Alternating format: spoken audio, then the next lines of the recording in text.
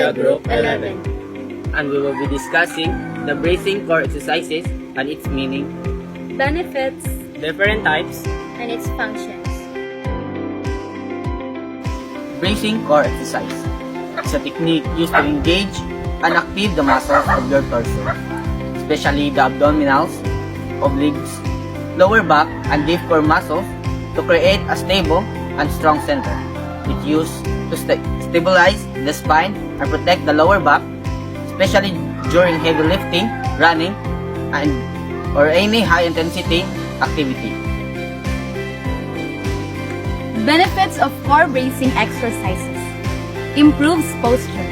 Supports the spine and maintains a neutral spine position. Protect the lower back. Reduces risk of injury during lifting or sports. Enhance strength.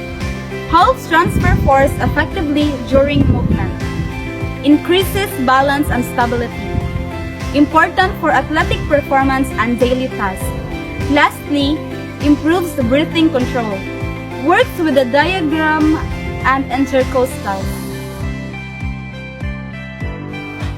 Isometric breathing, holding the breath in a static position during a plank and standing still.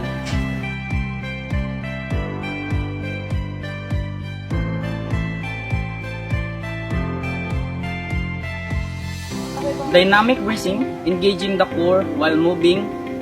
Example are squat, deadlift, and overhead press.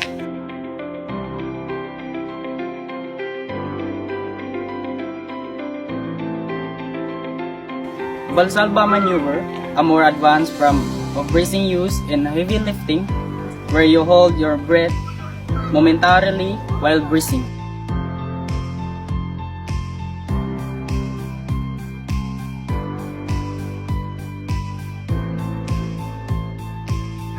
Diaphragmatic core breathing, combining deep belly breathing with core engagements, often used in physical therapy and rehab.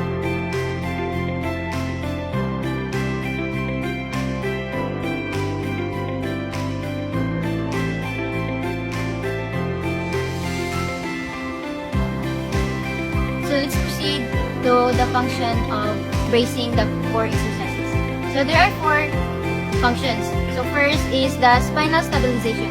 Spinal stabilization keeps the spine in a neutral and safe position under load. Next is force transmission. So it helps transfer force between upper and lower body efficiently. And movement control aids in control precise movement patterns. And lastly, injury reduction. Injury reduction minimize rest during lifting, sports, and everyday activities, bracing the core exercise.